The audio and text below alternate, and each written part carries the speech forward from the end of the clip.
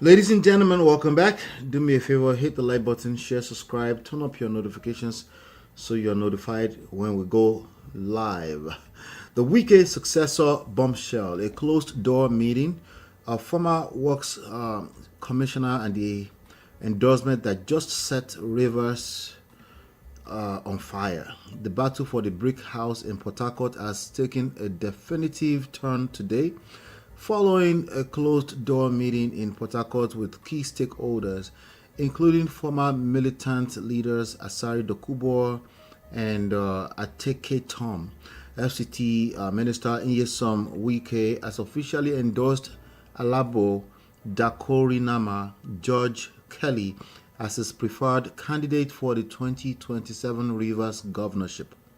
Governor Kelly George Kelly, I'm predicting, George Kelly, a seasoned loyalist and former works commissioner, is expected to fly the APC flag, marking Wike's total commitment to unseating Governor Fubara.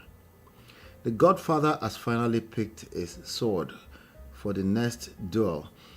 With the militants and the political machinery now behind George Kelly, has Wike just written the final chapter for Fubara's administration, or is the governor preparing a rainbow counter-attack? We're going to get into this sharp edge analysis right now. Do me a favor, hit the like button, share, subscribe, turn up your notifications so you're notified when we go live, and we'll be right back.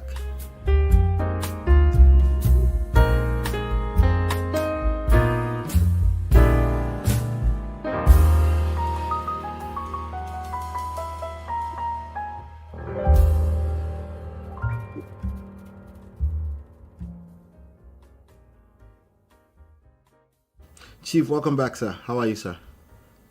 Always a pleasure to be back with you. I'm fine.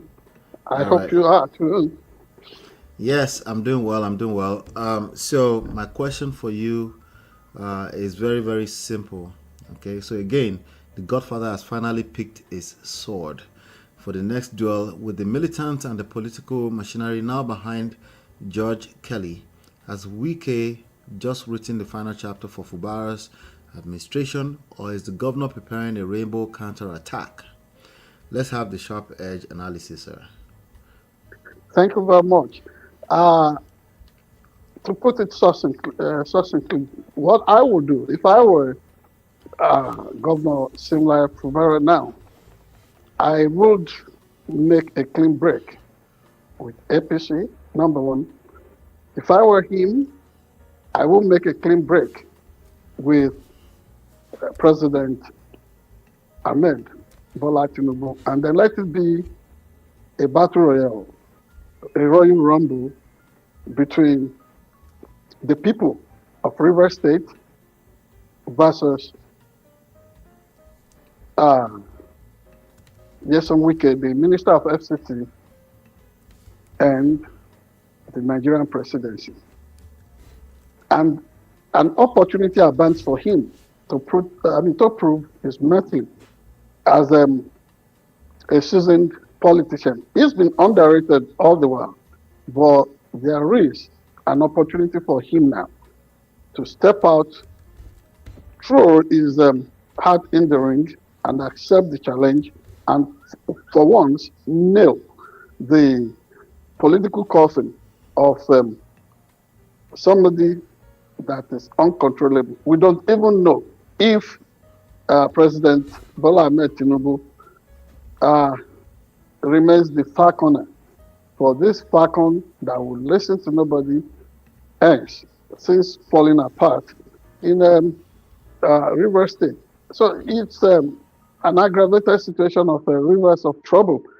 And picking Alabo George Kelly, or George Kelly, I think Kelly, George Kelly in this circumstance is to say that he ultimately has a way of making an inroad into the Calabaris, the Jaws, and the Ogonis, and pitching them against each other.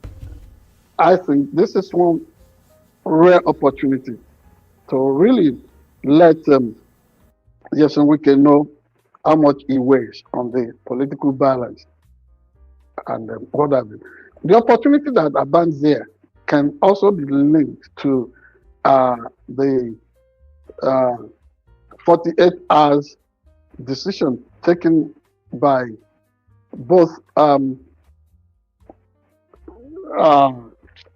one-time presidential hopeful or two-time presidential hopeful Peter Obi and Dr. Obi-Kwankwaso, former governor of Kano State, coming together, seizing on the opportunity offered by the Nigerian Democratic Congress, NDC, which could trace its roots to the consciousness and sagacity of riverine people right from the First Republic till date. So this offers an opportunity for everybody to galvanize support for Oladimeji Fubara, unless he has thrown in the towel, because you never can know what deals these politicians are always making between themselves while not in the open glare of the generality of the Nigerian electorate. So if there is nothing, or if he is not accusing to what insult Nyesom Wike is trying to push, not just in a spiteful way against sitting governor Oladimeji Fubara, also against the majority of electorates or sizable number of electorates, as the case may be, in Rivers State. And then to also finally put this man who has proven to be a kind of Goliath in Nigerian politics or political landscape, to really confine him to where he properly belongs, while the people can run away the trophy on who actually owns democracy in Nigeria. That is my first cursory observation about what is playing out in record time in Rivers State. Now, Oladimeji Fubara, if he is going to cut or sever every tie with the past that has offered him nothing other than anguish and complete betrayal, would also have to begin to stand. To be a governor in any state in Nigeria is no mean feat, and that in itself could signal the fact that he no longer needs a godfather. He can step out and make a declaration upon this gaury situation, upon this disturbing development in which somebody has taken on the Nigerian political landscape, threatening, intimidating, and really causing trouble for everybody in the last few years. This is the time to really say that, well, there is a man in the land. There is a little David, 5 robust pieces of stone, and they will be able to target the forehead of this man who continues to bully and take undue advantage and plant the worst form of corruption and political fraud in Nigeria, and let him know where he actually belongs. And the people of Rivers State should position themselves to understand that this second time, are they going to be given another roller coaster in which the resources and the will and development of their state is held to the whims and caprices of Nyesom Wike? This is the time for them to say, oh, this is what we have to offer. It's been, Nyesom Wike has dug in for a long time. He's been in the trenches challenging whoever in Rivers State to dare him. This is the time to really draw the line in the sand and let him know that there are real people living in Rivers State, Nigeria. That is my initial observation about all this. And I think that if similarly Fubara could grow a spine, could grow some spine, political spine for once, he would be able to have a strong pushback against Nyesom Wike. To me, sir, to be honest with you, it sounds like asking somebody's wife, because they had an argument yesterday, and you're asking them to just leave, and the wife is now saying, "Leave us out. Do you want to marry me? Do you have a place for me to go?" Right? To me, it doesn't look like he has a home. That's what it looks like to me. You know. Who doesn't have a home? Fubara. If you say he has no home, are you saying that at the moment he is like an orphan, no protection? Political orphan, yes, political orphan. Well, the solution because clearly, right? It looks like what's his name? Nyesom Wike has the support of Tinubu. That's what it's looking like. And that is why I said, similarly, Fubara, as the sitting governor of Rivers State, should sever all ties to Tinubu himself and should not even look upon that hill, thinking that any salvation can come from Nyesom Wike towards him. This is where he can become the man that he ought to be. This and the solution, the way to go, is in the history of Nigeria. But we cannot cross the line. We can only analyze, because if I'm going to point that out, it will sound so inciting. But when somebody says there is no way, you chase this goat, it's eating the brick wall. What do you think the goat will do? Yes, goats are not supposed to bite, but they can come back and give a serious bite if you make life too difficult for them. And that is what I expect Simlaye Fubara to do now. I mean, they will be monitoring, they would want to use all kinds of state resources to want to derail him, to want to destroy him, to want to make sure that it doesn't go nowhere. And they will be threatening him with all kinds of anti-graft agencies and what have you. He should look, he should stand his ground and give them a fight and a good run for their money. I know what would happen in a place like Ondo State, where you and I grew up. In a place like Ondo State, they would make Tinubu, the federal government of Nigeria, and Nyesom Wike to go bankrupt, because it's almost like Nyesom Wike cooking for the people of Rivers State. They can take the meal down in one gulp. But when the entire people of Rivers State gather and make that, whether sumptuous or impalatable, they cook a meal for Nyesom Wike, he won't be able to finish it. That is one option that similarly Fubara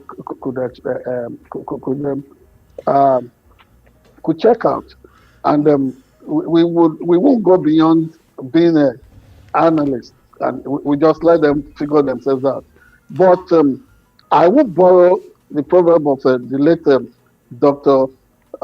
Umaru Diko, one-time transport minister and political figure for the establishment in Nigeria.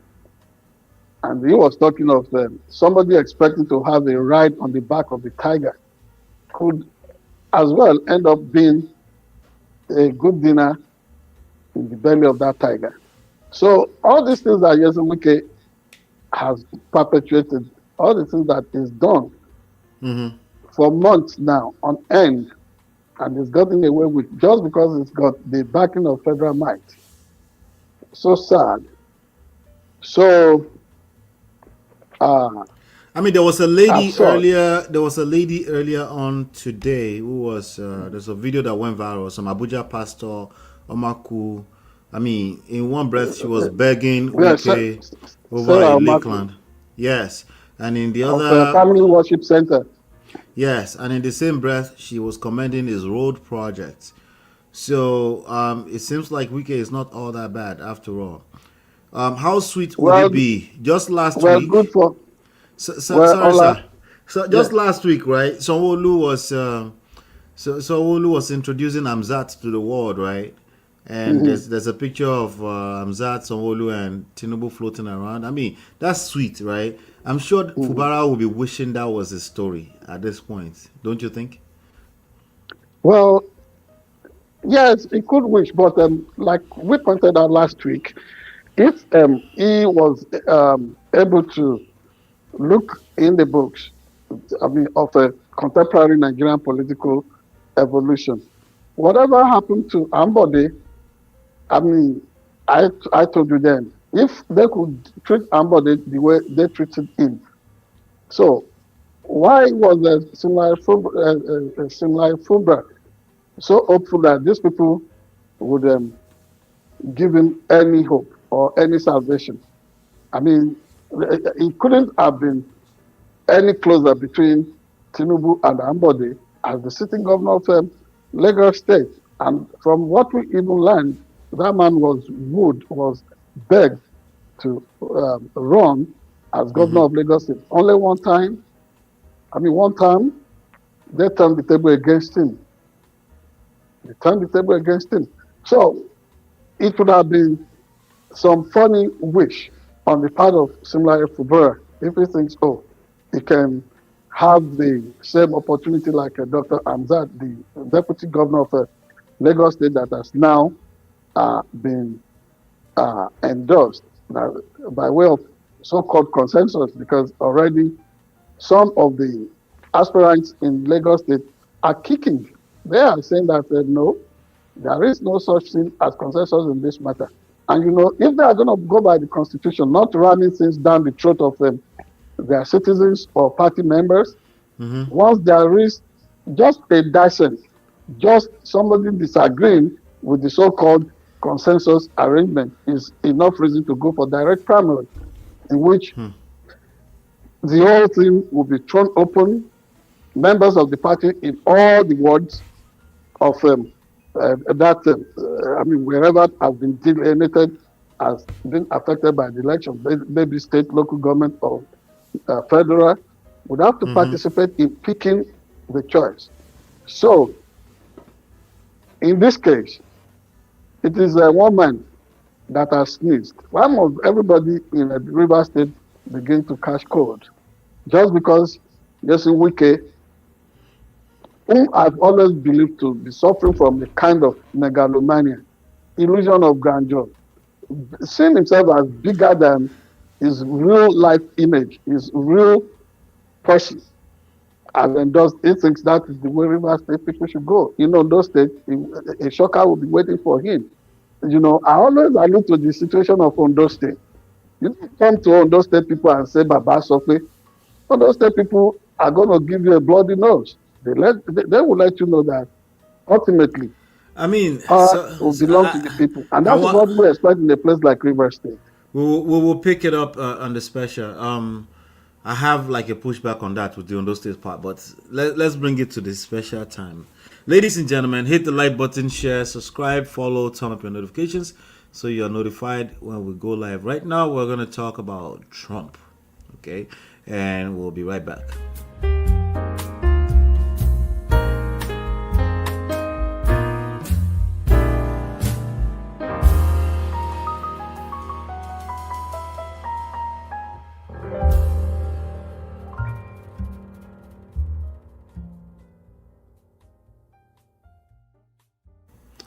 All right, welcome back. The blown off the Earth ultimatum, missiles in the Hormuz, ships at the bottom of the sea, and a president who says Iran is about to be erased. The Middle East is on the verge of a total meltdown after Iranian forces allegedly targeted a U.S. warship in the Strait of Hormuz. President Trump took to Truth Social with his most terrifying warning yet, stating that if another U.S. ship is touched, Iran will be blown off the face of the earth. This comes as the U.S. Navy confirms it has already sunk 6 small Iranian boats and shot down multiple drones. Despite the White House telling Congress that hostilities had terminated last Friday to avoid the War Powers Act, the blockade continues and the missiles are flying. Chief, Trump is effectively guiding commercial ships through a war zone while threatening to end a whole civilization. Is this the peace through strength It that could we be were peaceful. promised, or is it the world watching the start of the World War III?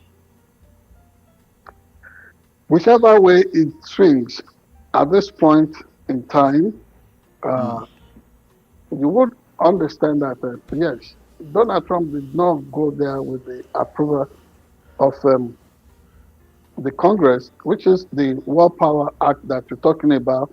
I mean, after a given number of days, constitutionally, he should come back to the Congress, or I mean, he should provide justifications for the continuation of hostility, and in this case, an outright declaration of war, which was something that the timeline kicked in last weekend.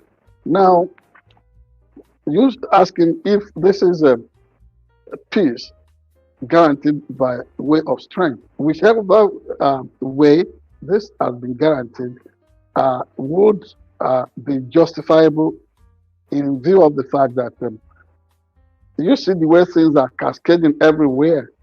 I mean, a major discount airline went down this weekend after being in operation for 30 years. And what are they talking about?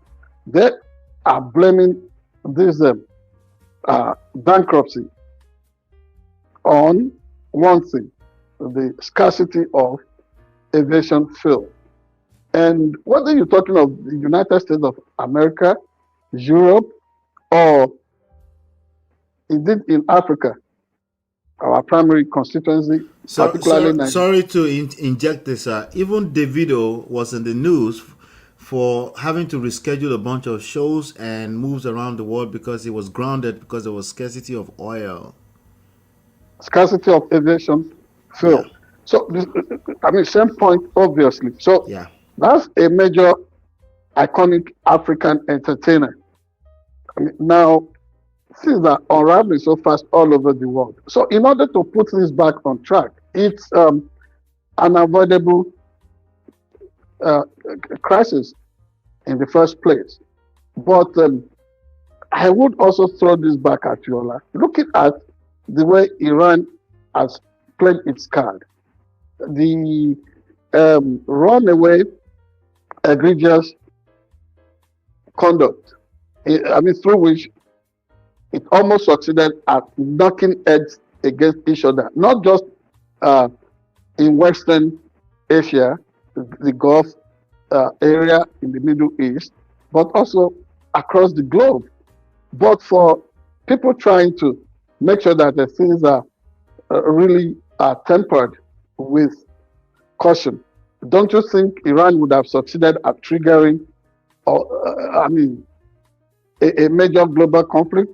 It is a major global conflict as it is now. The geopolitics of it indicates all that. But the point, the question I'm asking, or which I want you to also view with me, don't you think Iran seemed to have this ace up his sleeve all the while to cause World War III?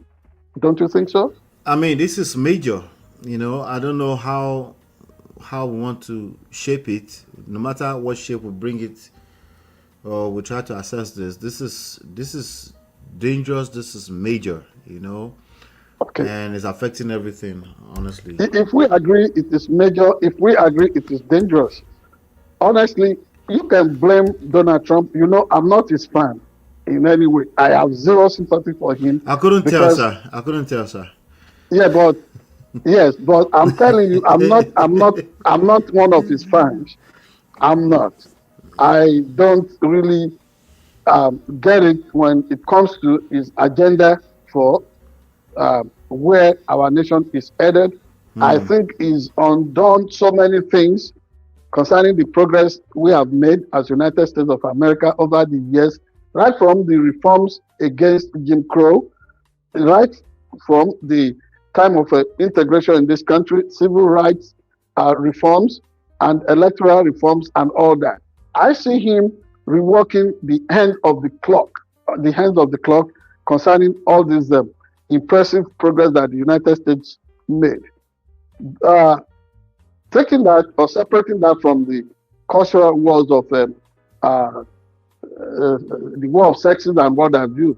I mean, as a man of tradition, there is, I mean, my own core belief about all that because I'm a person of nature. So, if we must consider everything about the way he has carried on, the war should have been unnecessary in the first place because the lessons of what he himself used to criticize about the phony intelligence on weapons of mass destruction that led to the invasion of Iraq and the ultimate execution of Saddam Hussein as a sitting head of state in that country would would have pointed out one thing to him that this is not a road to travel.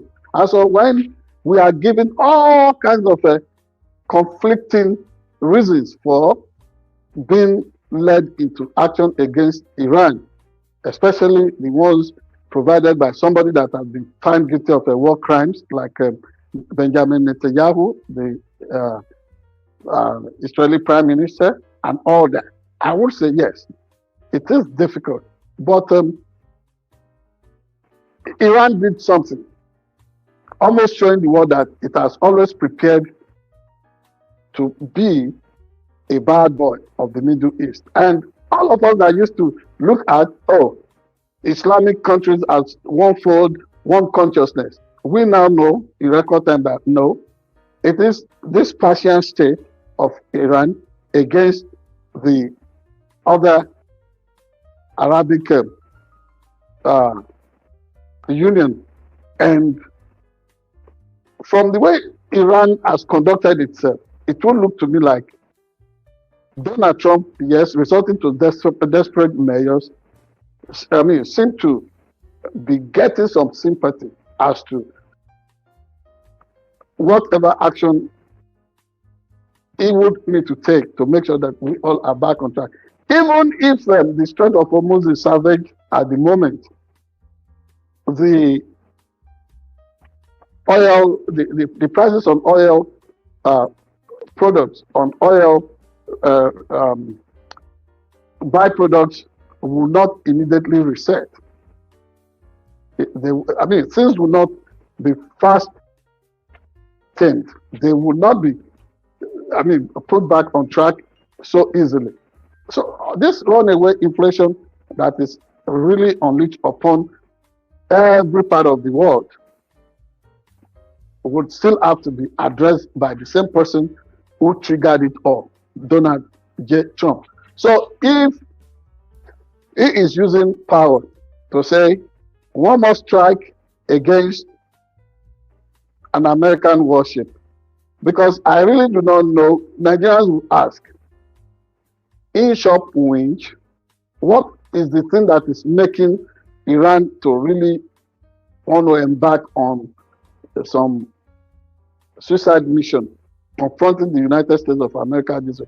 Because ultimately, when shop comes to push, the person who is projecting power, who is able to put power on display, not in the sense of Nyesom Wike in Rivers State, Nigeria, but the geopolitics of it will point to the fact that everybody, including all the analysts that would love to really play up the luck of the underdog, that is Iran, everybody at the end of the day will be giving will be giving the flowers, the trophy to the United States of America, because whether we like it or not, something has been. I mean, look at the pile of missiles, all kinds of projectiles that Iran has been dishing out in all directions of this war. So, what are they doing with such a huge arsenal of deadly weapons? That is food for thought for all of us, and it will not be justified that Donald J. Trump did what he did. Again, would there be any reason for all of us to look back and say, oh, all this while that the world powers were monitoring developments about nuclear arsenal and what have you in Iran? Maybe they were right.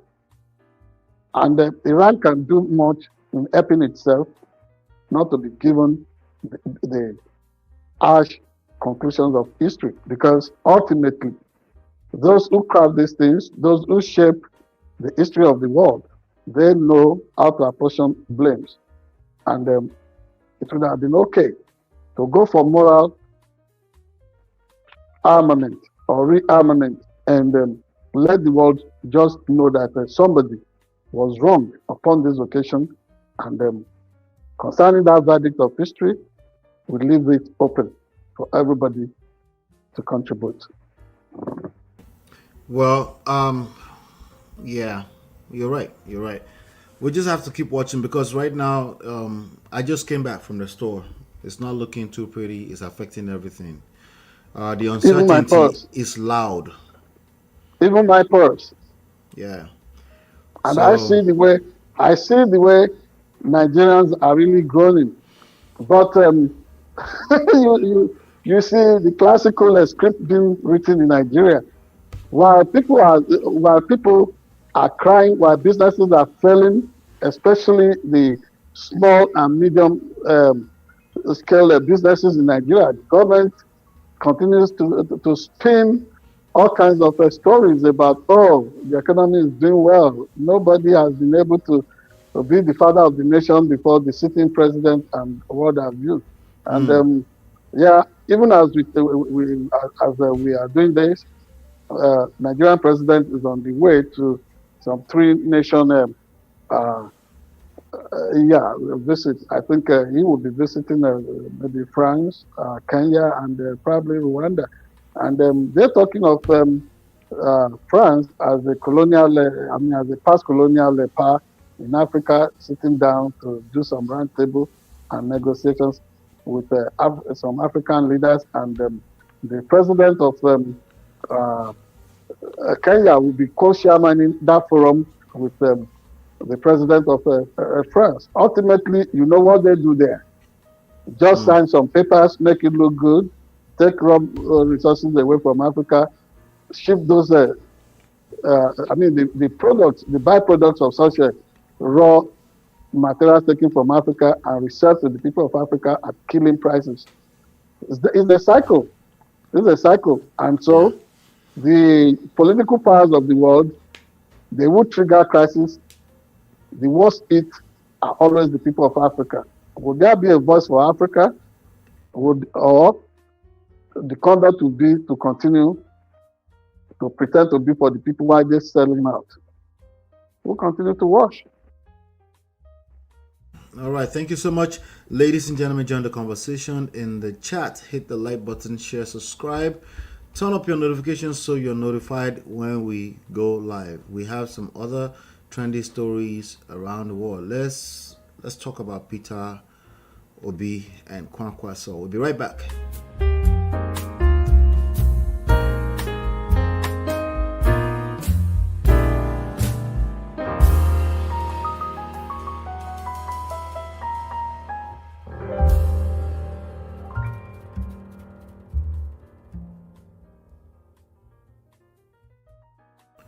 Welcome back. The Obi-Kwankwaso NDC mega move. The ADC is out.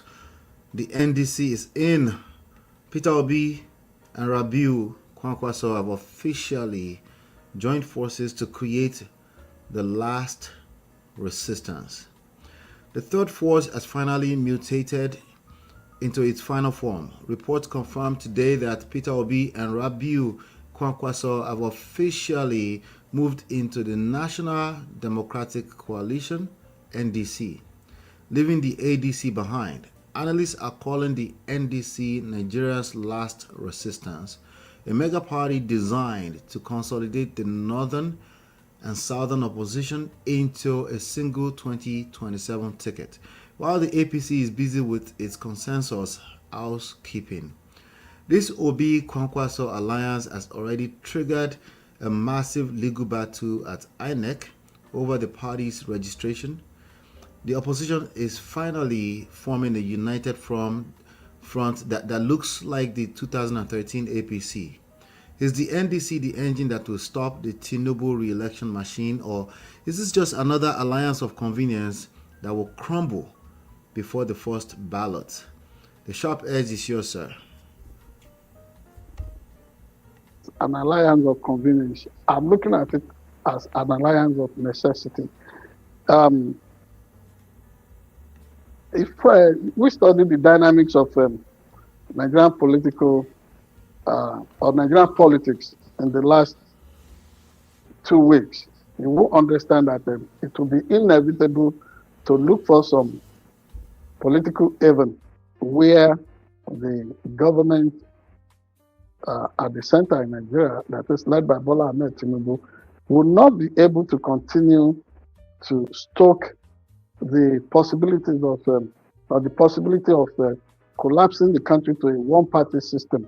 And it's a phenomenon that Nigerians have always viewed from some remarkable distance. Oh, it's happening in Zimbabwe, it's happening in so and so country, wouldn't ever come to Nigeria. And interestingly, the smooth operators that call themselves the politicians at the center of the gravity in Nigeria, they are so smooth about it that it's so difficult to see to see their hand in the way those opposition parties have been tossed up and down, the way they stoke all willing Judas Iscariot within their within each opposition party's fold to make sure that they rock the boat against who really mean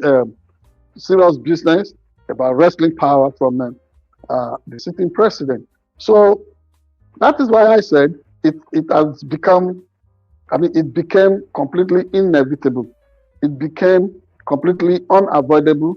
That's why I said it became a matter of necessity. And for humanity, for human beings, necessity would always lead to some novel steps, that is, inventions that would really be outstanding.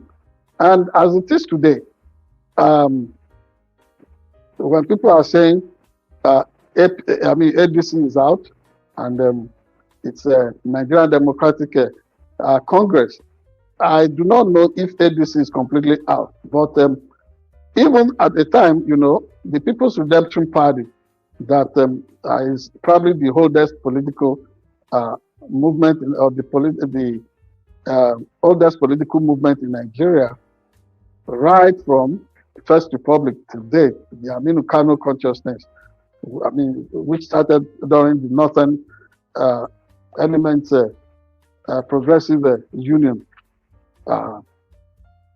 Everybody thought it would be available as a special purpose vehicle to be used by the Nigerian opposition. But no sooner that the indication was given, because you remember Dati, the running mate to Peter Obi during the last presidential race on the platform of the Labour Party, decamped to PRP last week. And then from nowhere, this Petrel of a Nigerian political family read their ugly head within PRP as they started their battle royale. Don't forget that these same elements that went into hibernation, they were there against Mr. Kola Abiola, son of Nigeria's elected but denied presidential hopeful, 1993 GCFR. Moshood Kashima Wolawale Abiola, MKO Abiola. His son was the presidential candidate of the PRP in 2023. All these elements, they came after him. After the whole thing, everything died down. But as soon as Dati went into PRP last week and they thought, oh, Obi and Atiku and all of them may abandon ADC and probably migrate into PRP. Boom, those people came up. But in NDC, it's almost like there is a perfect peace there. Is it going to be stormy at some crucial date? You never can tell. Because from all indications, the Nigerian presidency cannot extricate, cannot completely absolve itself of complicity or involvement in whatever is disturbing the soul of opposition movement in Nigeria. But as it is today, it is not just the trouble that dug the opposition movement that actually led, because Obi gave a lengthy explanation of why he had to move to NDC, I think on Saturday. Nobody is completely convinced that those were the reasons. And people are beginning to characterize and mischaracterize him as, I think it's Moka, the spokesperson of the ruling All Progressives Congress, APC, that called him a political rolling stone that gathers no moss. Well, at any given time, many of them, including Bola Ahmed Tinubu, have played the card of being rolling stones too. So nobody can be really described as being completely different from the other. But the situation here is that expediency and lessons learned over the last few months may be the guiding light for both Mr. Peter Obi and Dr. Obi-Kwankwaso. What I'm really worried about is, would this alliance between them, would it really work? And then what is the prospect? Because the fear of a complete takeover of the structure of ADC was what probably informed from what observers have noted, what they have concluded. The beginning of wisdom for Peter Obi and Obi-Kwankwaso was the manner and fashion in which former Vice President Atiku Abubakar completely overwhelmed and took over the structure of African Democratic Congress beyond all the court encumbrances placed on their way. And lessons learned from all this is that whether you are Alexander the Great conqueror in history, you are Julius Caesar, or you are Mobutu Sese Seko, you are Kwame Nkrumah, or Gentle Soul Tafawa Balewa, who himself had his own consuming ambition with Ahmadu Bello in taking over completely and enveloping the Nigerian landscape with their own impressions. Nobody lives in power forever. Nobody lives in power forever. The only eternal king that's been so pronounced, whether in the spiritual or in the physical, has been Jesus Christ.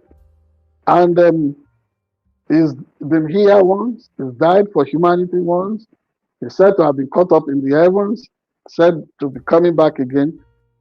If Tinubu thinks he's going to be the new Jesus Christ or Prophet Muhammad. No, that is the thought that must be perished. So if somebody was campaigning and said, if I'm not able to give you power in my first time, you don't have to re-elect me, and you've not been able to do those things as a matter of honor, because according to Lord Jeffrey Archer, the British lawmaker and well-known storyteller, novelist, even among thieves, there is honor. But if, politicians, if we must consider them without them really considering, if they don't like to be seen as thieves, shouldn't there be some measure of honor amongst them? The least that Tinubu could have done, in view of the hardships all over Nigeria, economic and otherwise, socio-economic hardships all over the place, would be to want to say, oh, I throw in the towel, this is too much for me. But then, as a matter of honor, if he doesn't think that he should throw in the towel, then he should make the whole place, the field, a level one for everybody. Let everybody come in. You don't need to take over the reins or the structure of the opposition political parties. Let everybody thrive. I think when that happens, people like Peter Obi, Obi-Kwankwaso, Atiku Abubakar, Rotimi, Amechi, and all of them would have their peace. That's my take. All right, that's fair. I'm looking at a post on a blog. Peter Obi's former running mate, Dati. Yes.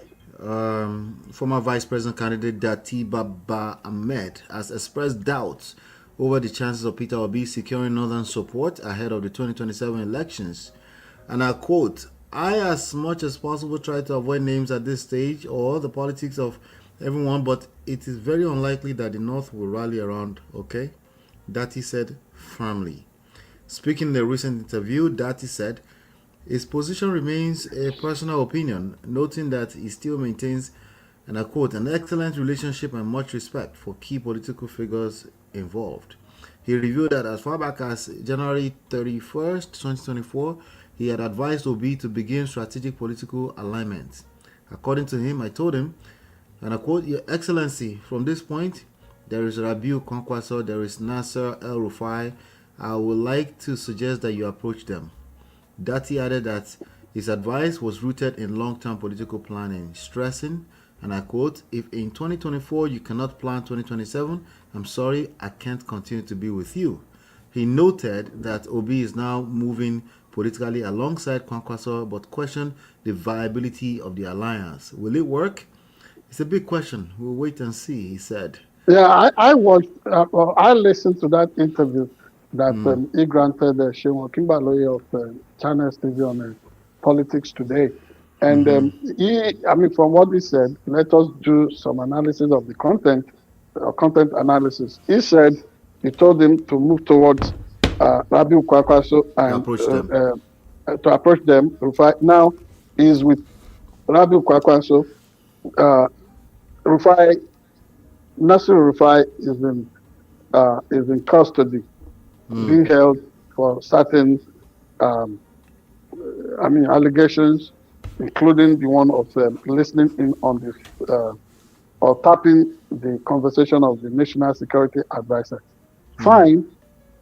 So you will ask, if you want him to be with two people, and he's around one now, the other one that is, out of action is somewhere. So what is the heck? And he has even said it himself that it's a personal view. The days ahead would tell. Let us see the way things play out. Let us see the way things pan out. The way it is, nobody can say precisely that. Because people say 24 hours. It's like eternity in politics. Anything can change. Look at the way things are taking a flip in the last 74 hours. So the days ahead will tell if Peter Obi would be able to nail it concerning relationships between him and Rotimi Amechi and former Vice President Atiku Abubakar, Obi-Kwankwaso, and others. But understand that part of what the now they're talking of OK movement, that is Obi-Kwankwaso movement, not Obi-Dati anymore. But the obedience movement, what they have been accused of, and which they probably are guilty of, is that they insult virtually everybody, and that they picked on Rotimi Amechi, and that part of the reasons why Peter Obi moved out of ADC was because of the way he's been treated so far and all that. Well, we would see. I'm tempted.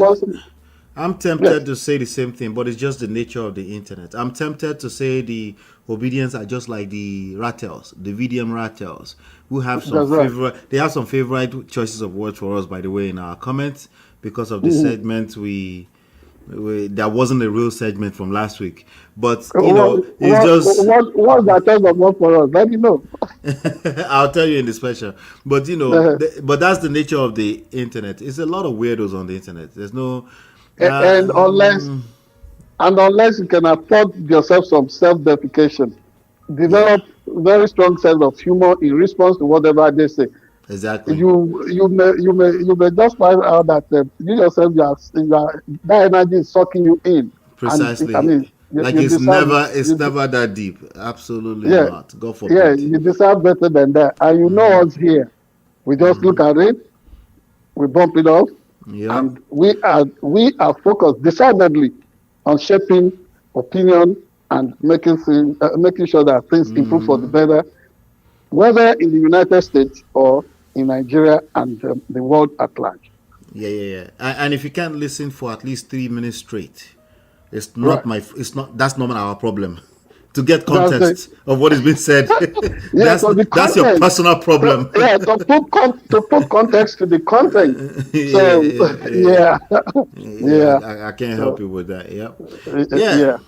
All right. Thank you, ladies and gentlemen. Join the conversation. Feel free to join the conversation. We will laugh with you. It's not a big deal. But if you want to join the conversation, and we'd like to hear from you. But take some time to listen to at least 3 minutes before you formulate an opinion. It will help you. We are okay regardless.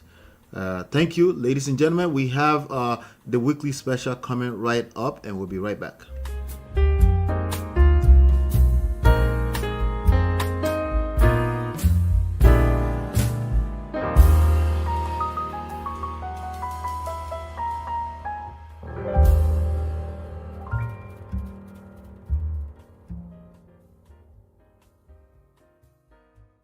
And now we move into the weekly special, the Sharp Edge News TV. We've had the news.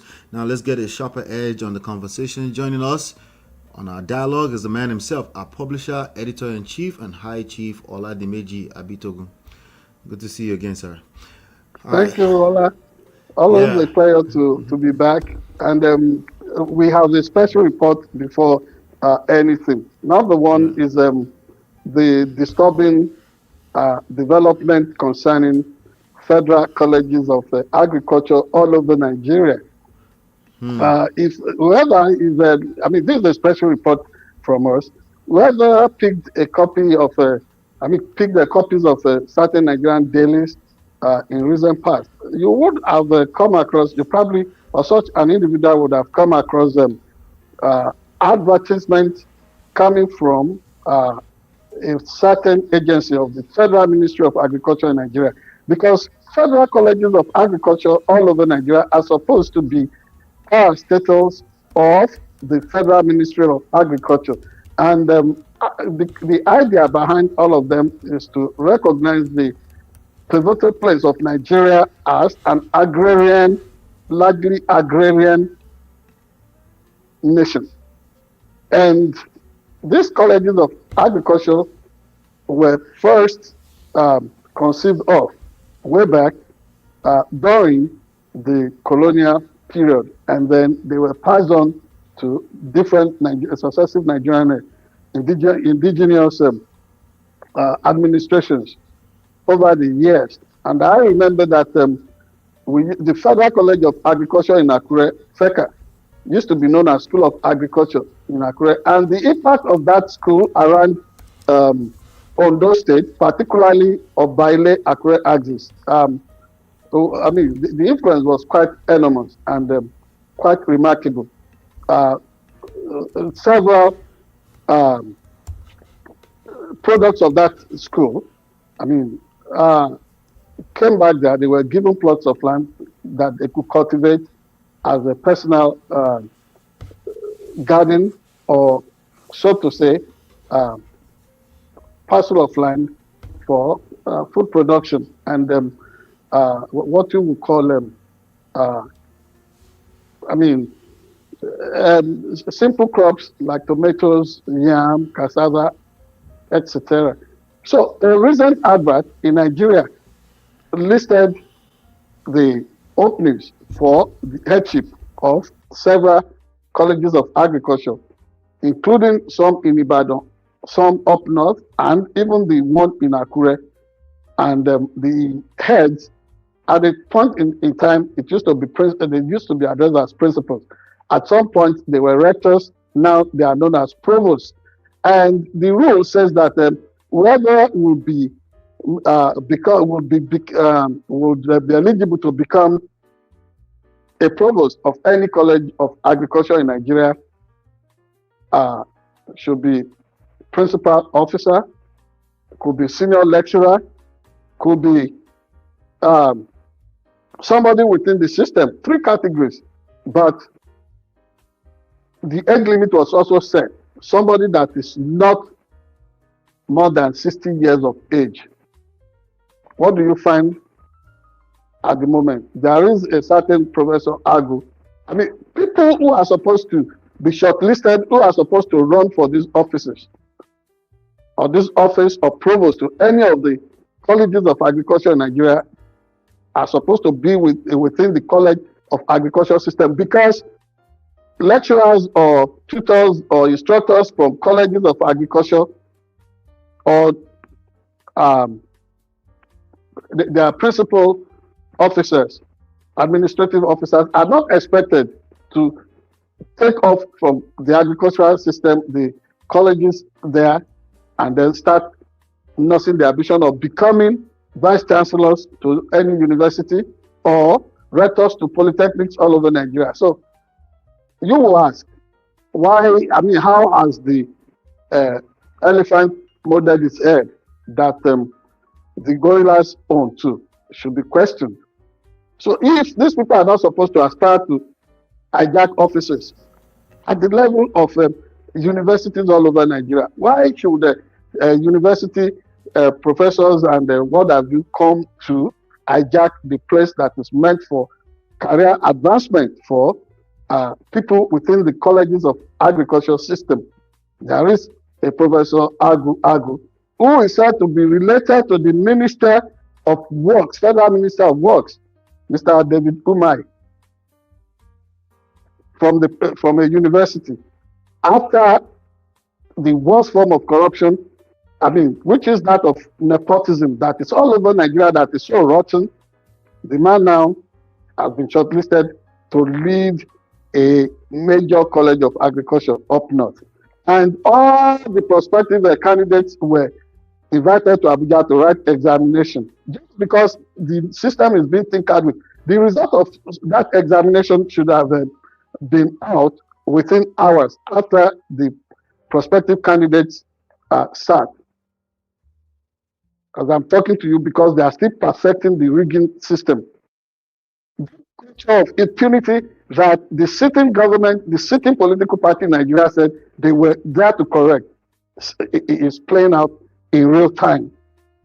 And what is worse, people that are more than 60 years of age, they are there bribing their way through.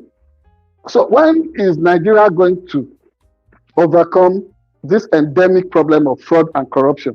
So if you are not able to tame it in the headship of the academic, what's it called, of the different citadels of learning, whether universities, polytechnic, colleges of agriculture, or what have you, what do you think would be, would be the end product? You show me the fruit coming from a tree, I will show you the nature of that tree. Years back, when people like Oprah Winfrey and everybody got so moved, and they concluded within the American public space and said that, oh, Nigerians are being taught fraud right from school. Some of us got angry. We tackled the allegation, but when we play back with opportunity of retrospection and introspection, would you say people like Oprah Winfrey were wrong? They were not. So we need to begin to look in all this. And people offering bribe, selling positions and what have you. Is it not enough that the way we conduct ourselves without righteousness, without truth, without standards, without values anymore in Nigeria, is it not enough that it has become a source of reproach to Nigeria everywhere? And we are not willing to stop. I think the moral of bringing you this report is that the level playing field must be guaranteed. Corrupting the processes of getting people into offices everywhere in Nigeria has come to a head, and enough is enough. Our first report right there. The second one, in real time in Ibadan, one of the well-known faces of broadcasting in Nigeria, especially Southwest Nigeria, Mr. Alero Shitu, came out last week to make certain disclosures on a program anchored by Mr. Dele Adeyanju, known as Agbaletu. And in that edition, in that edition of the program, he made certain disclosures about the conduct of Mr. Hamzat Oriyomi, the well-known broadcaster and social crusader that's known for championing the cause of subaltern and less privileged people. But from that disclosure that he was one of the people who mentored Hamzat Oriyomi, that is, Hamzat Oriyomi was a mentee of Mr. Lanre Shitu, or no, not Lanre Shitu, Lere Shitu, sorry, some mix up there, Mr. Lere Shitu, and that after Hamzat Oriyomi has been established firmly as a radio station owner, that is the owner of Agidigbo FM in Ibadan, he invited Mr. Lere Shitu, who used to be his mentor, to come over to work with him at Agidigbo FM. And for a year and 4 months, the man was not remunerated, not even an acknowledgement, not even a stop by to say, hello, are you there? I'm working in the same radio station for somebody who was his boss elsewhere. He was a mentee to this man. And for some of us who were excited about Oriyomi coming to the gubernatorial race in Oyo State, that disclosure that his former boss in retirement was hired, and for a man that had really impacted so many lives to have been treated with questionable indignation. I mean, the dignity of his human person became something that was rubbished, allegedly, by Mr. Oriyomi. That, I mean, has been disturbing. For example, for me, last week I was posting the outings of Hamzat Oriyomi on my private tweet, on my private WhatsApp handle. And people thought I was endorsing him. I don't endorse any political player. What I was doing was to let people look at the fashion, the atmospherics of his campaigns. I mean, the carnival-like outings and his speeches. I was trying to let people know that, oh, This is almost in the classical fashion of the way the Akintola Awolowo was used to campaign. And there is something always captivating for me about the nuances of people from Oyo State, particularly Ibadan people, whether in poem or in the way they give speeches. That was enthralling to me. Now, even, if I was going to draw attention to the Oriyomi movement, I want us to always have an all-round view of somebody's character and personality. For me, I was really impressed the way Oriyomi stood up and demanded justice for Timothy Adegoke in the manner and fashion in which Rahim Adedonyi and co., the Hilton Hotel scandal in Ile-Ife, where that university graduate student was assassinated. It was so impressive that Oriyomi could stand for such an hapless soul, such a dear soul that was killed. But we cannot be part of the problem that we are trying to solve, or we cannot replicate a problem that we were trying to take out in the first place. Otherwise, we will be falling to the archetype of Orwellian Animal Farm. Problems all over the place about the conduct of the original oppressor. And then, is there something that recommends itself for us to copy in the oppressor? Something that comes your way, be nice to people. That is the essence of what I'm saying.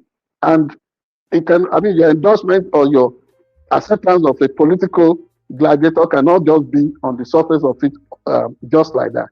And then we move from the issue of Hamzat Oriyomi to the man that that has been reported to have been taken off the street without legitimate arrest warrant by the Nigerian military for daring to expose the alleged bad treatment being meted out to men and women in uniform combating terrorism, kidnapping, and banditry. For daring to go out and outing the military for paying poor ration daily allowance to soldiers who are in the theater. This is one form of citizen engagement. If a citizen through social media is exposing some of these things, I think what anybody should have done is to encourage citizens to come out. Because are we talking about the blogger? Yes, the blogger. The blogger Chidiebere Justice Mark. Thank you very much. Yes, Chidiebere Justice Mark. Now, just because this citizen has said, citizen engagement, I said, treat soldiers in uniform better. He is speaking, he is amplifying the voice of the underdog here, and then is arrested, tortured, and they wanted to dump his battered being on the DSS. And I'm happy Tosin Ajayi, the DSS director and officers, have said no. Let the military take care of this problem. The same conduct, whether on the part of the police, uniform personnel in Nigeria, and the military. This is why it's so difficult to enlist the support of citizens in fighting crimes and insurgency in the country. You don't make citizens who should be your source of actionable intelligence. You don't make them look like they are your enemies.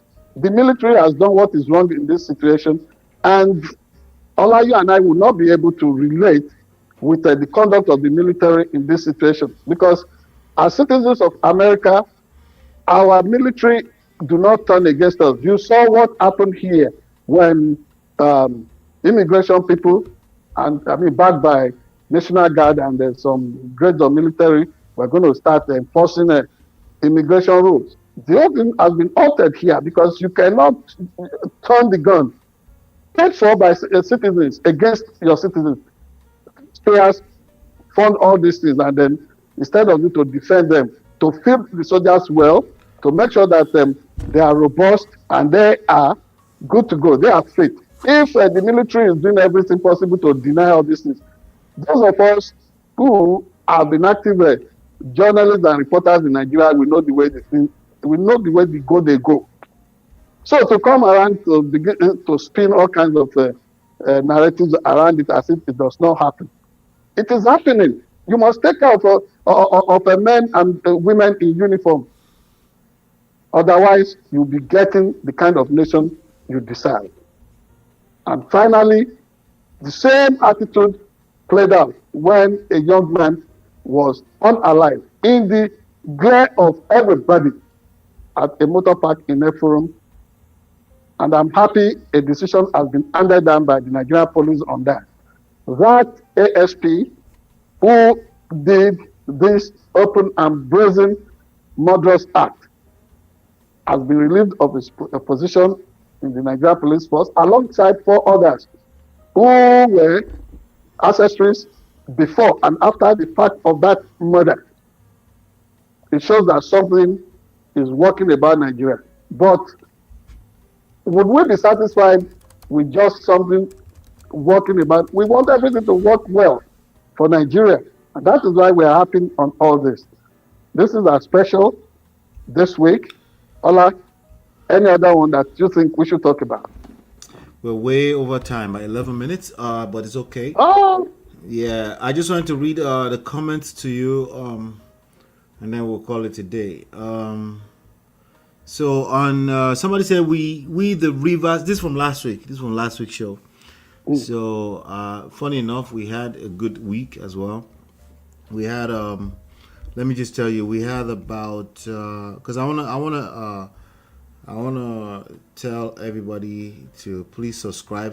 We had about 2,600 people stop by last week. quite impressive. Yeah, so if you can please go ahead and subscribe when you're watching those videos, so you And can share. get notifications and share. Yes. And is your community engaged? We preach, we believe in what we preach. You are not going to be crucified or vilified for dropping your comment.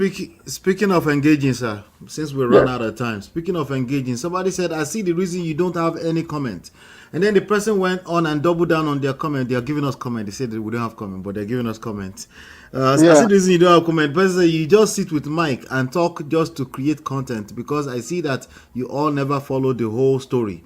But how can you, even as someone who don't know what is happening, to analyze an issue? So this was part of the trendy stuff that we picked up during the special. It wasn't part of our stories. This was the show versus Very Dark Man from last week. But if that person had watched at least 30 seconds. Yes, and the good thing about that was that what I didn't understand about it, I asked for your perspective, and then I was educated. That is better than coming to sound like all-knowing while you know nothing. Well, you must progress from. I don't want you to comment on about it. This is what they said about that. But please, let us make it a teachable moment. The greatest philosopher that has ever come on the face of the earth, Socrates,